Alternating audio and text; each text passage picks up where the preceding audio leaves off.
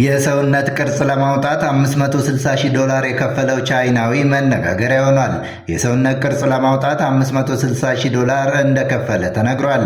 ግለሰቡ የሆድ ጥንካሬን የሚያሳይ ቅርጽ ሰውነቱ ላይ እንዲታይ ለሕክምና ከፍተኛ ክፍያ መክፈሉ አነጋጋሪ ሆኖ ቀጥሏል።